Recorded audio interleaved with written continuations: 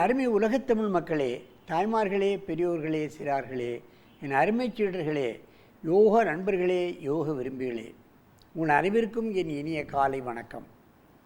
கலைஞர் தொலைக்காட்சி நிகழ்ச்சியில் நலமுடன் வாழ என்னும் பிரிவில் அதிகாலை வேளையில் முதல் நிகழ்ச்சியாக யோகாசனம் தரப்படுகின்றது. அதிகாலை வேளையில் நாம் இந்த யோகாசனத்தை ஒரு 10 நிமிடமோ 5 நிமிடமோ நீங்கள் பழகினாலும் போதும். மணிக்கணக்காக பண்ண வேண்டிய அவசியம் கிடையாது. ஆனால் ஒழுங்காக செய்ய வேண்டும், அனுதினமும் செய்ய வேண்டும். காலையிலும் மாலையிலும் செய்தால் நமக்கு நோய் நொடியே ஏற்படாது என்று நமது முனிவர்கள் சொல்கிறார்கள். ஆகவே 24 மணி நேரத்தில் ஒரு 10 நிமிடம் நம்முடைய உடல் நலத்துக்காக, உடல் ஆரோக்கியத்திற்காக செலவில்லாத ஒரு வைத்தியம் இந்த யோக வைத்தியம். அதனை சிறுவர் முதல் எந்த வயதிலும் நீங்கள் பழகலாம், செய்யலாம், நன்மைகளை அடையலாம். அந்த நிலையில் இன்றைக்கு பாருங்கள், நமக்கு திருப்பூரிலிருந்து இந்த மழலைகளை இங்கே அழைத்து வந்திருக்கிறார்கள். யோகாசன ஆசிரியர் சங்கர் அவர்கள் ஸ்ரீ யோகாலயா வித்யாலயா திருப்பூரை அவரை நடத்தி கொண்டிருக்கின்றார். பள்ளிகளிலே போய் சொல்லிக் கொடுக்கின்றார். வர முடியாதவர்களுக்கு வீட்டிலே போய் சொல்லிக் கொடுக்கின்றார். இந்த யோகக்கலையை திருப்பூர் வட்டாரத்தில் அவரை தெரியாதவர்களே இருக்க முடியாது. அந்த நிலையில் பாரத் சாரதி 4வது வகுப்பு, யாழினி 5ஆம் வகுப்பு, ஜோதிலட்சுமி 3ஆம் வகுப்பு இப்பொழுது நத்தை ஆசனத்தை செய்ய போகிறார்கள். என் அருமை மாணவமணிகளே, நீங்கள் பத்மாசனத்தை கலைத்துவிட்டு நத்தாசனம் செய்ய கிளம்புங்கள். நத்தாசனத்தை செய்யுங்கள். நத்தை போன்று இருப்பதனால் நத்தை ஆசனம் என்று பெயர் வைத்திருக்கிறார்கள். முதலில் வலது காலை மடக்கி செய்யுங்கள்.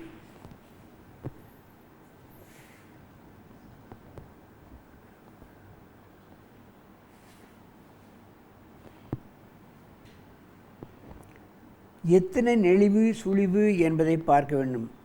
பந்துக்கிண்ணம் முட்டு வளைக்கப்பட்டிருக்கிறது, முட்டு வளைக்கப்பட்டிருக்கிறது, முதுகெலும்பு வளைக்கப்பட்டிருக்கிறது.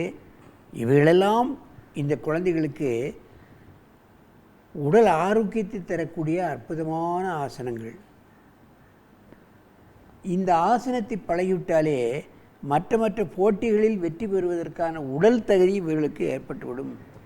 ஓடுதல், சாடுதல், குதித்தல், உயரம் தாண்டுதல், நீளம் தாண்டுதல், இது போன்ற போட்டிகளில் இவர்கள் முதல் பரிசை தட்டி கொள்ளக்கூடிய ஒரு உடல் தகுதி இவர்களுக்கு ஏற்பட்டு விடுகிறது. ரிலாக்ஸ். இப்பொழுது இடது காலை மடக்கி செய்யுங்கள். நத்தை ஆசனம்.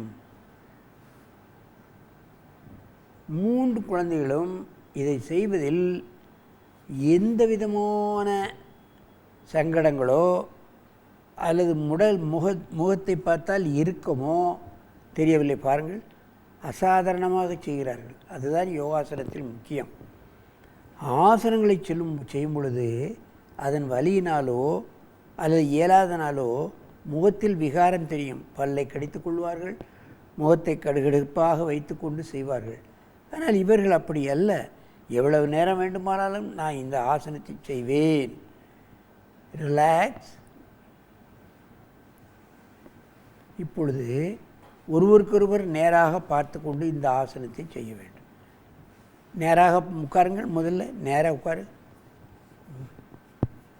அப்புறம் வலது கால் மடக்கி செய்வோம்.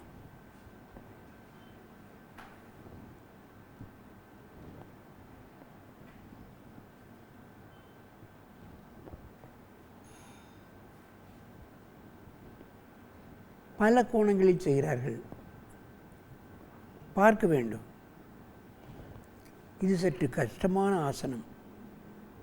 காலை கவுட்டைக்குள் கொண்டு வந்து வைத்துவிட்டு காலை பிடிக்கிறார்கள். மருகை முதுகு வழியாக வந்து தொடையை பிடிக்கிறது. இவையெல்லாம் உடல் குறைவாக இருந்தால்தான் செய்ய முடியும். ரிலாக்ஸ். இடது காலை வளைக்கி செய்யுங்கள். நத்தை ஆசனத்தை.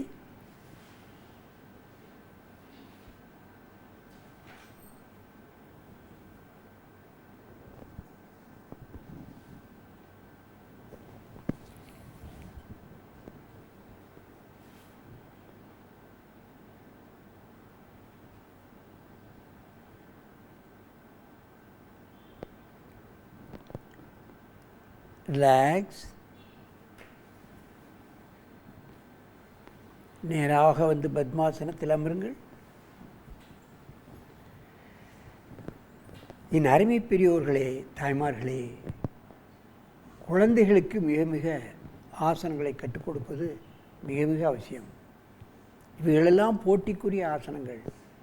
இப்பொழுதெல்லாம் எங்கு பார்த்தாலும் மாவட்ட அளவில், மாநில அளவில், அகில இந்திய அளவில், உலக அளவிலே கூட ஆங்காங்கே போட்டிகள் நடைபெறுகிறது. அங்கெல்லாம் இவர்களை அழைத்து சென்று அங்கே முதல் பரிசுகளையும் சாம்பியன் பரிசுகளையும் தட்டி செல்கின்ற குழந்தைகள் இந்த குழந்தைகள் என்பதை நீங்கள் தெரிந்து கொள்ள வேண்டும். ஆகவே இது போன்ற ஆசனங்களை யோகாசன ஆசிரியர்களை பள்ளிக்கூடங்களில் அமர்த்தி மாணவர்களுக்கு இந்த ஆசனங்களை கற்றுக் கொடுத்து அவர்கள் உடல்நலமும் மனநலமும் பெற்று நீடூழி வாழ வழி செய்ய வேண்டும் என்று கேட்டு உங்களிடமிருந்து விடைபெறுகிறேன். ஆசனம் ஆண்டியப்பன். வணக்கம்.